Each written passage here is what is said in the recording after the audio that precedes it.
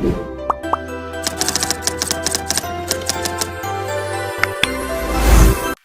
standby, kamera ready, sound ready, 3, 2, 1, action.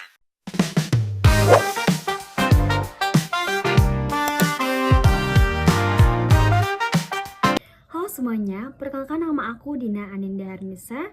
Aku adalah mahasiswa manajemen Universitas Nusa Putra. Di video kali ini aku akan bahas mengenai consumer behavior atau perilaku konsumen dengan mata kuliah manajemen retail, dan dosen pengampunya adalah Ibu Cekta Maharani SSI MM. Topik ini tuh penting banget, terutama buat kalian yang tertarik di dunia bisnis atau pemasaran.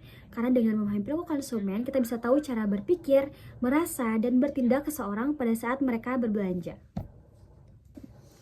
Mengapa kita harus memahami perilaku konsumen? Nah, dalam bisnis retail, memahami perilaku konsumen itu sangat wajib. Karena dengan itu kita bisa tahu apa aja yang sebenarnya dibutuhkan dan disukai oleh para pelanggan. Selain itu, kita juga bisa memahami bagaimana cara mereka mengambil keputusan pada saat berbelanja. Kalau kita udah tahu perilaku mereka, kita bisa nyusun strategi pemasaran yang jauh lebih tepat dan lebih efektif tentunya. Ada nggak ya manfaat buat para pemasarnya? Ya tentu ada. Dengan memahami perilaku konsumen tadi, pemasar bisa lebih mudah dalam mendesain baruan pemasaran, mulai dari produk, harga, tempat, sampai promosi. Selain itu, kita juga bisa menentukan segmen pasar yang tepat, menciptakan posisi produk yang menarik, dan melakukan riset konsumen dengan lebih akurat. Intinya, semua keputusan pemasaran bakal lebih terarah. Nah, biar makin lebih mengenal dan lebih dekat dengan perilaku konsumen, yuk kita lihat pengertiannya. Nah, secara sederhana, perilaku konsumen itu adalah gabungan antara perasaan, pikiran, dan tindakan seseorang pada saat berinteraksi dengan lingkungannya untuk memenuhi kebutuhan. Jadi, perilaku konsumen itu bukan cuma soal apa yang mereka beli, tetapi juga bagaimana dan kenapa mereka membeli sesuatu. Kira-kira ada nggak ya kunci sukses dalam bisnis retail? Nah, kalau mau bisnis retail kita disukai oleh para konsumen, kita harus punya nilai tambah. Misalnya, produk yang berkualitas, harga yang sesuai manfaat, lokasi toko yang strategis, suasana yang nyaman, dan tentu saja pelayanan yang ramah dan cepat. Hal-hal kecil kayak gitu seringkali justru bikin konsumen bakal balik lagi sama kita. Nah, untuk selanjutnya, tahapan perilaku konsumen. Secara umum, ada 3 tahap perilaku konsumen. Yang pertama, sebelum belanja. Biasanya tuh mereka cari info terlebih dahulu, kayak ngeliat review atau nanya-nanya ke temennya. Yang kedua, pada saat berbelanja. Nah, di tahap ini mereka datang ke toko, membeli produk, dan melakukan pembayaran. Nah, yang ketiga adalah setelah belanja. Nah, mereka itu pakai produk, memberi ulasan, bahkan bisa jadi beli ulang kalau kita puas. Jadi itu adalah keputusan untuk repurchase atau tidak begitu. Nah, lalu bagaimana sih respon konsumen terhadap lingkungan?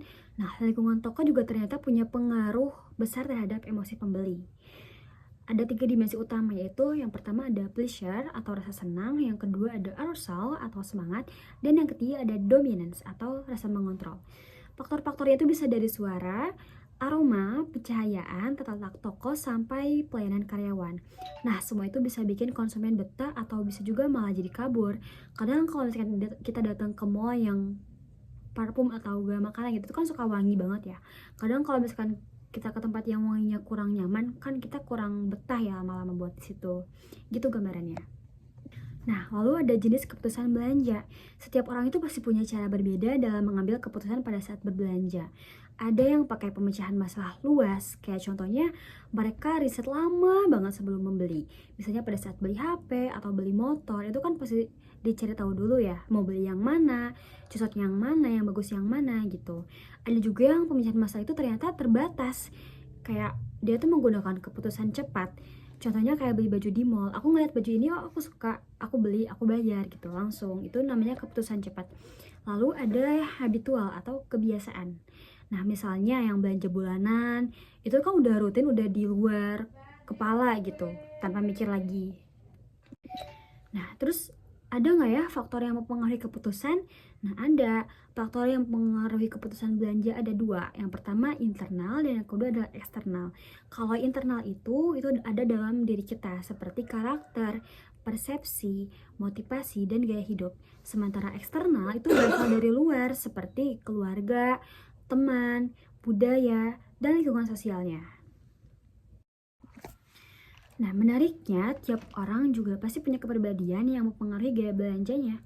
Kayak koleris, itu tuh dia tuh tegas dan cepat mengambil keputusan. Sementara sanguinus, dia tuh lebih suka suasana yang ramai dan interaksi.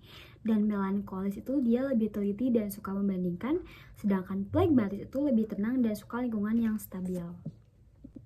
Setiap tipe juga pasti punya kebutuhan yang berbeda-beda. Kayak koleris itu dia butuh tantangan dan kejujuran, sedangkan sanguis itu lebih suka variasi dan suasana yang seru.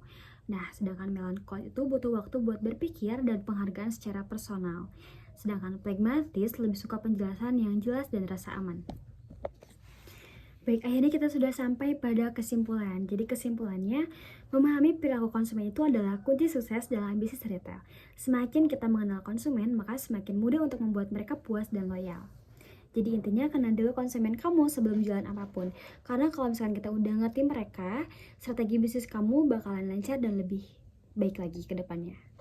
Oke, aku ada satu quotes. Know your customer, grow your business.